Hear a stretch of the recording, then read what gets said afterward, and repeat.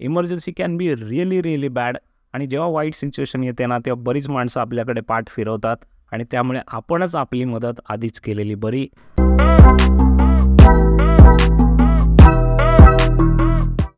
नमस्कार मित्रांनो, नेटबेटच्या या चॅनलवर तुमचं स्वागत आहे. मित्रांनो, पूर्वीच्या काळी जसे सेनापती, राजे असायचे, सरदार असायचे, तसे तुम्ही आहात असे कल्पना करा. आणि तुम्हाला एखाद दुसऱ्या राज्यावर आक्रमण करायचं आहे, कारण तुम्हाला तुमचा राज्यकारभार वाढवायचा आहे, जास्त ग्रोथ करायची आहे आणि म्हणून तुम्ही दुसऱ्या राज्यावर आक्रमण करायला जात आहे. पण त्याच वेळेला तिसराच आणखीन एक राजा तुमच्या राज्यावर चालून येतोय, कारण त्यालाही ग्रोथ पाहिजे.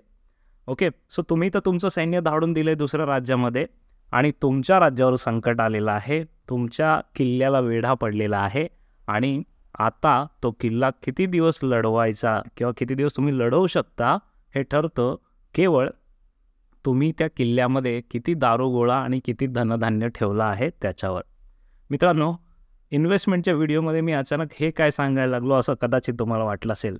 पण मित्रांनो, हे एक लक्षात घ्या की दुसऱ्यावर आक्रमण करण्याच्या आधी आपल्याला आपली तटबंदी जी आहे ती मजबूत करणं गरजेचं आहे आणि आपला जो गड आहे त्याच्यामध्ये पुरेसं धनधान्य दारुगोळा राखणं गरजेचं आहे. हे आहे इमर्जन्सी फंड. कारण जेव्हा तुम्ही दुसऱ्यावर आक्रमण करता तेव्हा ती असते इन्व्हेस्टमेंट जी ग्रो व्हावी, वाढावी असं सगळ्यांना वाटतं. पण दुसऱ्यावर आक्रमण करण्याच्या आधी आपला पाया मजबूत करणं म्हणजे इमर्जन्सी फंड तयार करून ठेवणं. कारण इमर्जन्सी कधीही येऊ शकते, ती काही सांगून येत नाही आणि वेगवेगळ्या प्रकारच्या इमर्जन्सी आपल्या लाईफमध्ये येऊ शकतात. अनेक जणांनी आता बघितलं कोरोनाच्या काळामध्ये खरं इमर्जन्सी काय असते आपल्याला बघायला मिळालं. कारण अनेकांच्या नोकऱ्या गेल्या, इन्कम बंद झालं आणि त्याच्यामुळे अचानक आपल्या सेविंग्जमधून पैसे वापरण्याची गरज लागली आणि सेविंग्ज काही लोकांकडे नव्हत्याच. त्यांची सिच्युएशन फार वाईट झाली. सो इमर्जन्सी कधीही येऊ शकते. ती मेडिकल इमर्जन्सी असू शकते. बऱ्याच अशा इमर्जन्सी असतात मेडिकल इमर्जन्सी ज्या आपल्याला हेल्थ इन्शुरन्सने कवर केलेल्या नसतात, त्याच्या आपल्याला खिशातूनच पैसे द्यायला लागतात. किंवा अगदी साधं जर तुम्ही एखादी गाडी बाहेर घेऊन गेलात आणि ॲक्सिडेंट झाला, गाडी टोकली गेली, तर असेच 40-50 हजार रुपये आजकाल नॉर्मल छोट्याशा ॲक्सिडेंटसाठी निघून जातात. तो ह्या सगळ्या एक्सपेन्सेससाठी आपली तयारी असली पाहिजे आणि त्याच्यासाठी इमर्जन्सी फंड आपण तयार करून ठेवला पाहिजे. जर तुम्ही कोणतंही फायनान्शियल प्लॅनिंगचं पुस्तक वाचलं तर त्याच्यामध्ये पहिलं प्रकरण तुम्हाला हेच मिळेल की इमर्जन्सी फंड स्वतःचा तयार करा. मित्रांनो, आज या व्हिडिओमध्ये आपण त्याबद्दलच माहिती घेणार आहोत. इमर्जन्सी फंड का महत्त्वाचं आहे ते तर आपण पाहिलंच, पण आपला इमर्जन्सी फंड किती असावा, तो आपण कुठे सेव्ह करून ठेवावा, तो कधी आणि कसा वापरावा हे आपण आजच्या व्हिडिओमध्ये बघणार आहोत. चला तर मग सुरुवात करूया.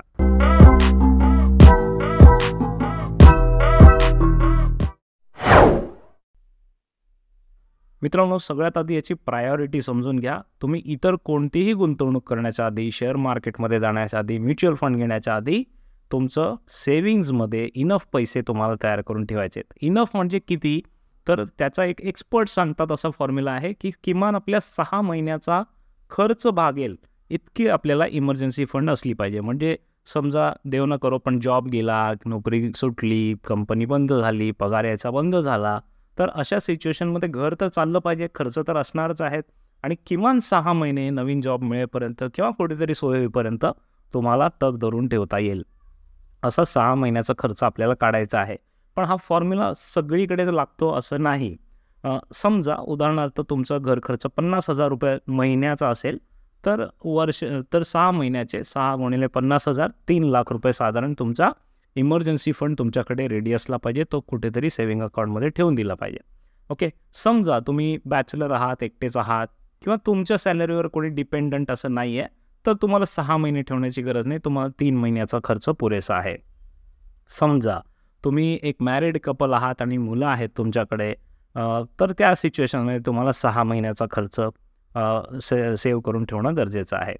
समजा तुम्ही नवरा बायको दोघे आहात आणि मुलं आहेत आणि हजबंड वाईफपैकी कोणीतरी एकच अर्निंग मेंबर आहे. सो एकाच व्यक्तीवर पूर्ण कुटुंब अवलंबून आहे, तर अशा वेळेला 6 महिन्याचा खर्च करून थांबणार नाही, तर मे बी तुम्हाला 9 किंवा 12 महिन्यांचा खर्च भागेल एवढी तुमच्याकडे सेव्हिंग असली पाहिजे इमर्जन्सी फंडमध्ये. आणि त्याहूनही पुढे जर समजा तुम्हाला तुमची नोकरी तात्पुरता बंद करून एखादा व्यवसाय सुरू करायचा असेल, तर त्यावेळेला इन्कम तर बंद होणार आहे आणि नवीन इन्कम कधी येईल ते सांगता येत नाही. तर मी नेहमी अशा केसेसमध्ये सांगतो की किमान 18 महिने म्हणजे 1.5 वर्ष घर चालेल एवढा खर्च असल्यास, एवढी तुमच्याकडे इमर्जन्सी फंडची तयारी असल्याशिवाय मग बिझनेसमध्ये उडी घेऊ नका. सो लाईफच्या वेगवेगळ्या स्टेजनुसार आपल्याला इमर्जन्सी फंडची प्लॅनिंग करायची आहे. आता हा इमर्जन्सी फंड जमा कुठून करायचा? ऑब्व्हियसली एवढा सगळं तुम्ही एकत्र एका दिवशी तर जमा करणार नाही. तर तुमचं पहिल्यांदा बजेट तयार करायला सुरू करा. माझा नेमका खर्च किती महिन्याचा होतोय, किती माझं इन्कम आहे, त्याच्यातून किती मला सेव्हिंग्ज मिळते. तर ते सेव्हिंग जी आहे ती थोडी थोडी करून पहिल्यांदा प्रायोरिटी या इमर्जन्सी फंडला. सो पहिल्यांदा सेव्हिंग्ज अकाउंटमध्ये थोडे थोडे पैसे जमा करत जा, जेणेकरून तुमचा एक 6 महिन्याचा खर्च किंवा 12 महिन्याचा जो पण तुमचा आकडा असेल त्याच्यानुसार एक कॉर्पस तयार होईल. ओके, तो सेव्हिंग्ज अकाउंटमध्ये ठेवा, कुठेही गुंतवू नका. ठीक आहे, जोपर्यंत इमर्जन्सी फंड तयार होत नाही तोपर्यंत कोणतीही दुसरी गुंतवणूक करू नका. एकदा तुमचा हा इमर्जन्सी फंड बऱ्यापैकी तयार झाला की त्याच्यानंतर तो तुम्हाला एका ठिकाणी पार्क करून ठेवायचा आहे. म्हणजेच काय की तो पैसा वेळेला उपयोगी येईल, कारण वेळेसाठी आपण तो साठवलेला आहे, त्याच्यामुळे वेळेला उपयोगी येईल अशा ठिकाणी आपल्याला ठेवायचा आहे. म्हणजेच तुम्हाला तो एखाद्या सेव्हिंग अकाउंटमध्ये ठेवायचा आहे किंवा फिक्स्ड डिपॉझिट अकाउंटमध्ये ठेवा, किंवा काही लिक्विड म्युच्युअल फंड्स आहेत ज्याच्यामध्ये तुम्हाला लगेचच पैसे मिळतात परत, आणि आर्बिट्राज फंड आहेत त्याच्यामध्ये पण तुम्ही ठेवू शकता. पण यापैकी कुठेही इन्व्हेस्ट करताना तुम्हाला 3 गोष्टी लक्षात ठेवायच्या आहेत आणि त्या प्रायोरिटीनुसार, क्रमानुसार. सगळ्यात पहिली म्हणजे फंडची सेफ्टी. तुम्ही जिथे पण हे पैसे पार्क कराल तिथे ते सेफ असले पाहिजेत. भले ते वाढले नाहीत तरी चालेल, पण ते गेले नाही पाहिजेत. सो सेफ्टी महत्त्वाची आहे. त्याच्यानंतर दुसरी गोष्ट ती म्हणजे लिक्विडिटी, की जे पैसे मला पाहिजेत त्यावेळेला मला मिळतील किंवा फार फार तर दुसऱ्या दिवशी तिसऱ्या दिवशी मला मिळतील. म्हणजे मला आज गरज लागली तर मी डेबिट कार्ड वापरून ते खर्च करेन, किंवा आज गरज लागली तर मी बँकेत जाऊन ते काढून आणेन, किंवा लिक्विड म्युच्युअल फंडमध्ये मला दुसऱ्या दिवशी परत मिळतील.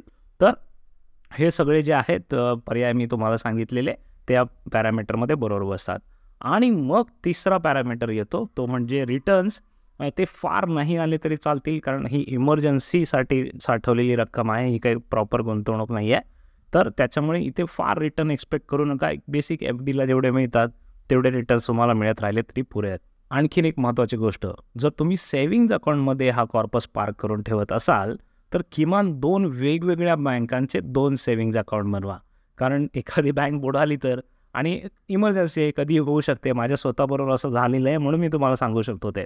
सो 2 बँकांमध्ये सेव्हिंग्ज अकाउंट ओपन करा आणि तिकडे अर्धी अमाऊंट तुमची पार्क करून ठेवा. पुन्हा एकदा काही महत्त्वाचे पॉईंट्स आपण लक्षात घेऊया. सगळ्यात पहिलं म्हणजे प्रायोरिटी. इमर्जन्सी फंड ही प्रायोरिटी आहे आणि त्याच्यामुळे ती इग्नोर करू नका. बरेच जण ती लक्षातच घेत नाहीत आणि थेट इन्व्हेस्टमेंट करायला जातात, पण ती खूप मोठी चूक आहे. So priority is emergency fund. दुसरी चूक जे लोक करतात ते म्हणजे इमर्जन्सी फंडला कुठेतरी इन्व्हेस्ट करतात, शेअर्समध्ये किंवा म्युच्युअल फंडमध्ये. तर इमर्जन्सी फंड हा वाढीसाठी नसून वेळेसाठी आहे आणि त्याच्यामुळे त्याला इतर कुठेही गुंतवायला जाऊ नका. जसं मी मगाशी सांगितलं, जिथे मला वेळेला पैसे उपलब्ध होतील आणि ते कमी होणार नाहीत अशा ठिकाणी तुम्हाला ते इन्व्हेस्ट करायचे. आणि तिसरं महत्त्वाची गोष्ट म्हणजे खरंच इमर्जन्सी असेल तेव्हाच ते वापरा. उद्या तुम्ही म्हणाल ना, मार्केटमध्ये नवा आयफोन आला आहे आणि तो बाय करायला मी माझा इमर्जन्सी फंड वापरतो, किंवा फॉरेनला ट्रिपला जायचं आहे किंवा मित्रांबरोबर पिकनिकला जायचं आहे, त्याच्यासाठी ॲडिशनल खर्च म्हणून मी हे वापरेन, तर तसं करू नका. Emergency can be really bad. आणि जेव्हा वाईट सिच्युएशन येते ना, तेव्हा बरीच माणसं आपल्याकडे पाठ फिरवतात आणि त्यामुळे आपणच आपली मदत आधीच केलेली बरी. म्हणून पुन्हा एकदा सांगतो, स्वतःचा इमर्जन्सी फंड प्लॅन करा, तयार करा, योग्य ठिकाणी सेव्ह करा आणि मगच दुसऱ्या राज्यामध्ये आक्रमण करा, म्हणजे इन्व्हेस्टमेंट करा. सो मंडळी, इन्व्हेस्टमेंटची सुरुवात इथून होते. असे इन्व्हेस्टमेंटचे अनेक महत्त्वाचे कॉन्सेप्ट्स तुम्हाला जर शिकायचे असतील, बजेटिंग कसं करायचं, इन्शुरन्स कितीचा घ्यायचा, त्याच्यानंतर लोन कधी किती घ्यायचं, कुठे कसं फेडायचं, सोनं कधी घ्यायचं, कधी नाही घ्यायचं, शेअर मार्केटमध्ये इन्व्हेस्टमेंट कशी करायची, असे सगळे विषय, पैशाशी संबंधित विषय आम्ही आमच्या नेटबेटच्या मराठी MBAमध्ये शिकवतो आहे. आणि फक्त पैशाशी संबंधित विषयच नव्हे, तर त्याच्यामध्ये बिझनेस, मॅनेजमेंट, पर्सनल डेव्हलपमेंट असे देखील अनेक विषय आहेत. आणि 18 महिन्यांचा हा मराठी MBA ॲब्सोल्युटली फ्री आहे. कम्प्लिटली फ्री तुमच्यासाठी उपलब्ध आहे. तुमचं वयोगट कुठलाही असू दे, तुम्ही स्त्री असाल, पुरुष असाल, मुंबईत राहणारे असाल, महाराष्ट्रात राहणारे असाल, भारतात राहणारे असाल किंवा भारताच्या बाहेर कुठे राहणारे असाल, तुम्हाला मराठी येत असेल, तुमच्याकडे एक इंटरनेट कनेक्शन असलेलं डिव्हाइस असेल आणि तुम्हाला शिकण्याची इच्छा असेल, या जर 3 गोष्टी तुमच्याकडे असतील तर तुम्ही नक्की शिकू शकता. ज्या प्रकारचं नॉलेज MBA कॉलेजेसमध्ये मिळतं त्या प्रकारचं नॉलेज तुम्हाला नेटबेटच्या या लाईफ MBA 2.0 प्रोग्राममध्ये मिळणार आहे. ऑलरेडी आमची एक बॅच गेल्या वर्षी पूर्ण झाली आहे. आता दुसरी बॅच सुरू होते आहे आणि आत्तापर्यंत 40,000 पेक्षा जास्त मराठी विद्यार्थ्यांनी याचा लाभ घेतलेला आहे आणि तुम्ही पण त्याचा लाभ घ्यावा अशी माझी इच्छा आहे. खाली डिस्क्रिप्शनमध्ये लिंक दिलेली आहे, त्या लिंकवर क्लिक करा, आजच जॉईन व्हा. फेब्रुवारी महिन्यापासून हा प्रोग्राम सुरू होतो आहे आणि पुढचे 18 महिने मराठीतून जबरदस्त गोष्टी शिकायच्या आहेत, पुढे जायचं आहे, इम्प्रूव्ह व्हायचं आहे, प्रगती करायची आहे. All the best. Thank you and Jai Hind.